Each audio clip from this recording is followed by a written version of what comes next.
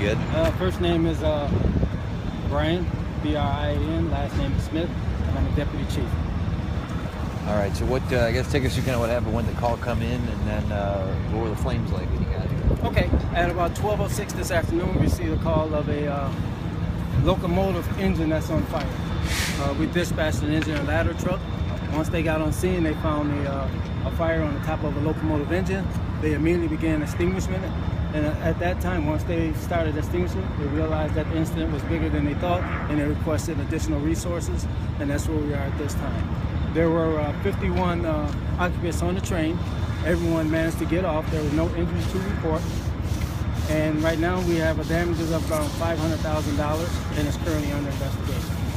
Where was the train coming from? I believe in speaking with the conductor, the train was coming from Chicago to Milwaukee. Was it a diesel fire or an electrical fire?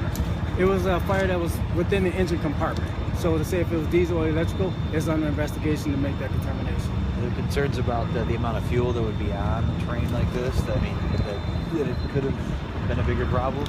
There was. And speaking with the engineer of the train, he said that they had about 5,000 gallons of diesel fuel. However, this was higher than the fuel. So all the switches, the electrical system, and the fuel lines were shut down prior to us getting here.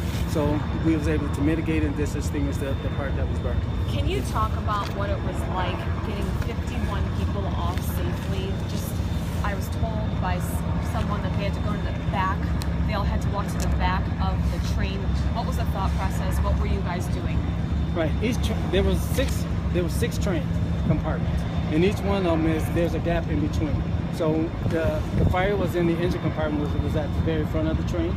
And once they got everyone off, the Milwaukee Police Department assisted us with accounting for all the occupants. And once we got everybody off and got the situation under control, we sent the second crew just to verify that everyone was off the train and accounted for. Why did you have them walk all the way to the back? Because the fire was at the front, so you want to move them out of harm's way. So if the fire is in the front, we want to move them toward the back where they can get into it to get off the train, and that's why we move them to the rear to get them off. And how are the passengers? Anyone fall, trip, or was it difficult getting some people out? No, everyone was able to exit the train, and to my knowledge, no one had any trip, fall. You said no injuries? Correct. Knowing there's that much fuel, I mean, does it change your attack on the fire? Does it change what you guys do coming in? It does. When we have that amount of fuel, initially we might start attacking them with water, but once we realize there's a lot of fuel, we adjust the foam, which is foam, which is AFFF, which puts a layer over it, and hopefully that keeps the fire from expanding. It was like a white fluid. What was your biggest concern as far as passengers? What was your biggest fear? The biggest fear is just making sure we get everyone off the train and have them accounted for. And then once we do that, then we start assessing for injuries. Are you interviewing them? That portion is handled by the Milwaukee Police Department. There seemed to be a white fluid pouring from the right side of the train. Do you know what that was? Yes, that's foam. That's just runoff from when we applied to it. Did they know when this started? Did it just start right here and quickly got out of control for the engineers and conductors, or was it something they were dealing with the whole trip?